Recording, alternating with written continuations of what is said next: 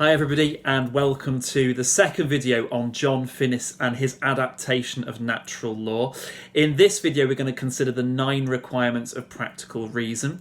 All of this is taken from the WJEC specification for A-level religious studies in the ethics section.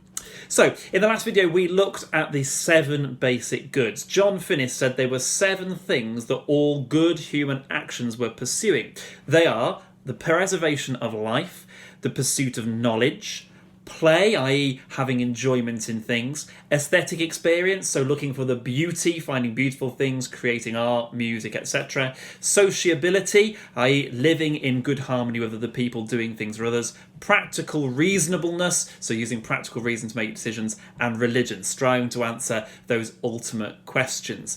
Now these are really nice pie in the sky aims. You kind of go, these are lovely things to aim at, making these moral decisions based on these, but how does it really work? Well, how does it work when it actually comes to making real life moral decisions? So John Finnis addressed this through the 9 requirements of practical reason. He said that making good moral decisions was possible when using reason. Remember, John Finnis is one of these philosophers who says we don't need to be told how to make good decisions, we can reason it for ourselves. We don't need a higher being to impose a moral law on us, we work it out through reason. So, Finnis said there are 9 ways in which we work out through reason what a good moral action is. And those 9 requirements, he said, were interrelated principles, so they all relate to one another, that are self-evident, that you can work out through the use of reason. Okay, you don't need to be taught them, you don't need to be told them. If you make your decisions using these 9 requirements of practical reason, then you will make good decisions. It gives you the optimum conditions in order to make good decisions in your life. So, what are the 9 requirements? Requirement number 1, numero uno, is that you should view your life as a whole and not just live moment to moment. So, we make decisions often on the spur of a moment, but what Finnis says is that when we do so, we shouldn't just be making a decision that benefits that moment. So imagine the night before your A-level exam, you get invited to a party. It's going to be a really good party. You really want to go to the party. Is that the best thing to do? Well, in that moment, for your enjoyment, you might say, yes, it's the best thing to do. But when you view your life as a whole, the risk it puts on you getting, a lower A-level grade, therefore perhaps not getting into the university of your choice, then for perhaps not getting the job that you want to get, it doesn't seem like such a good decision. It's difficult sometimes for us to take that step back and view our lives as a whole and sort of make those decisions. But that's what Finnis says is the first requirement of practical reason, the most important thing you can do. Take a step back, see your life as a whole. Don't just live moment to moment. So imagine in our whole scenario where we are staying home to save lives. If you want to go out and meet your friend, that might seem like on the spur of the moment a really good thing to do, but in the context of your whole life and the possibility of you catching some kind of deadly disease and therefore not being well, all sorts of other things, the complications that could come with that, that isn't a good decision. So we do the things that are not just good for now, but they're good for the whole of our lives. Requirement number 2 is that we naturally prioritise certain goods over others. Now, Finnis says this will often relate to either our stage in life or our job. So as a student, you will naturally prioritise study and knowledge over fun.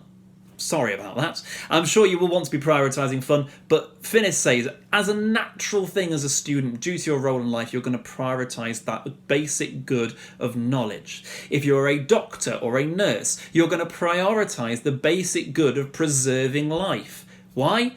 Because, well, that's your part of your job. So naturally that happens.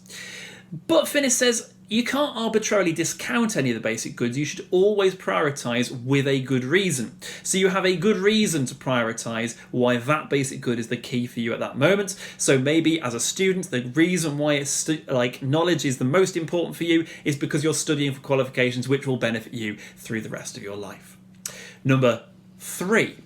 The basic goods apply equally to all people. Now, they don't just apply to you. They apply to the person next to you and the person in your family, the person across the road, the person you're in a classroom with, etc., etc. They apply equally to all people. Now, you are in the best position to look after yourself. Finnis says this. He knows that you've got the priority, the monopoly on knowing what's best for you. But he says you can't just take decisions in isolation. You have to make sure that you are looking out for not just your own basic goods, the basic goods of others. So you mustn't neglect other people as part of the decision-making process. Requirement number 4, you should make sure that you don't become obsessed with one particular project. So you must be doing things, but if you become totally obsessed with one thing and it stops you from recognising the other basic goods, then that can't be a good thing. So if you become totally obsessed with a project which you enjoy, that is to do with play, and that stops you from thinking about all of the other things, then that can't be a good thing. It's not, says Finnis, helping you flourish.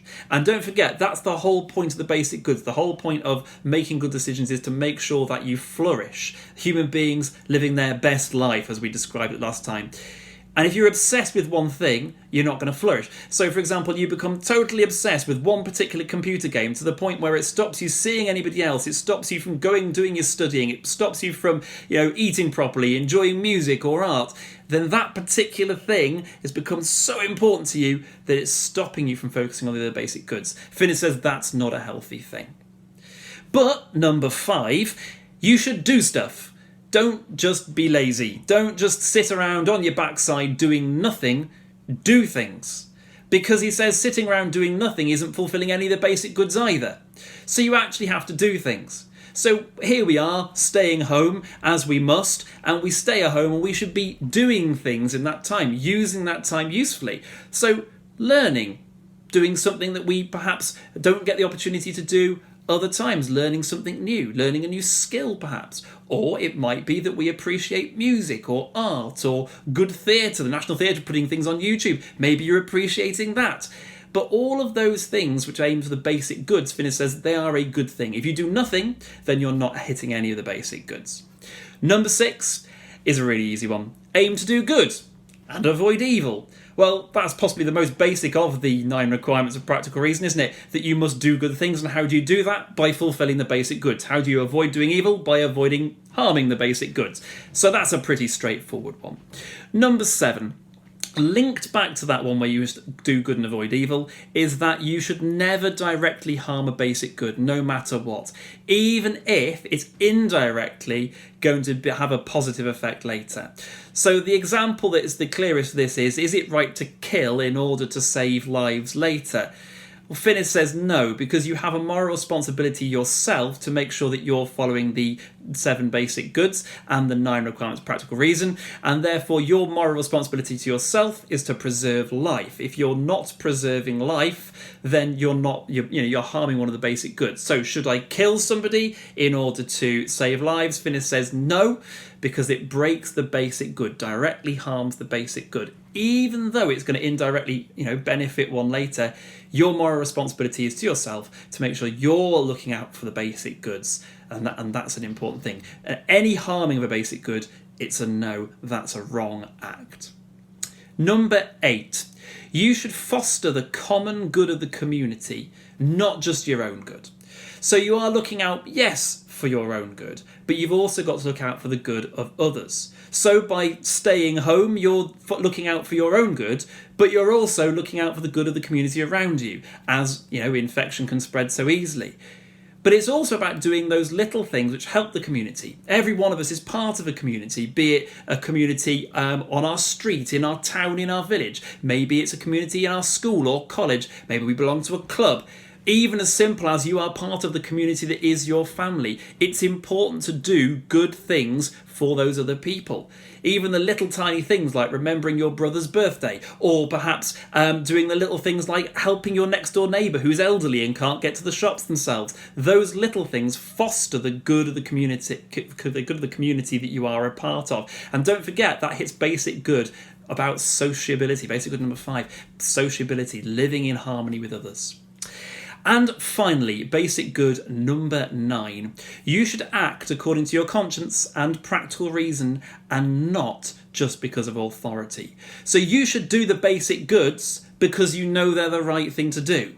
Don't just do the basic goods because someone's told you to. So someone tells you to do something and you do it, That's okay, but you should already know what is the right thing and what is the wrong thing, what is the good thing to do and what is the not good thing to do. So why do I not go around murdering people?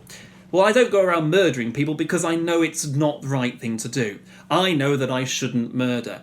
I don't need the law to tell me that. I innately know that it's wrong. If the law that said don't murder anybody wasn't there, I wouldn't be going around murdering people because I still know it's wrong. So what Finnis is saying is that we shouldn't need the law or authority to tell us what is right and wrong. We should be able to work it out for ourselves using, yes, you've guessed it, practical reason. And it's that reason which means that we should be able to work out what is right and what is wrong. So, Finnis says these basic goods and the 9 requirements apply equally to all people.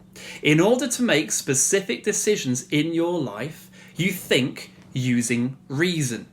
And you think in accordance with the 9 requirements of practical reason, and through them you decide how to pursue the basic goods.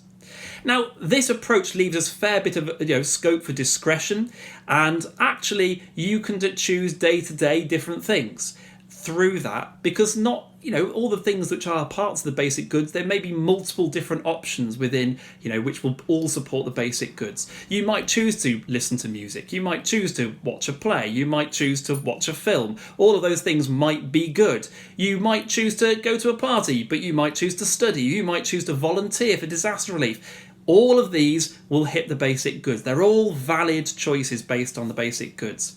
However, some things are always wrong. Murdering, spending all day in an empty room doing nothing, all of these things are wrong, equally wrong, according to Finnis' adaptation of natural law. And that's where we're going to leave it today, in about making those moral decisions and working out, using those practical reasons, using these requirements of practical reason, using the basic goods, specifically how we make moral decisions. So think through some of the moral decisions that people have to make, maybe looking at some of the moral mazes like abortion, capital punishment, those things. How can the basic goods and the requirements of practical reason be applied to them in order to help somebody make a practical moral decision? Will the decision always be the same? Probably not. What conditions will vary it? Always worth having a think. Next time we'll look at how law applies and what the common good is all about and how Finnis applied those two things. See you next time. Thank you for watching.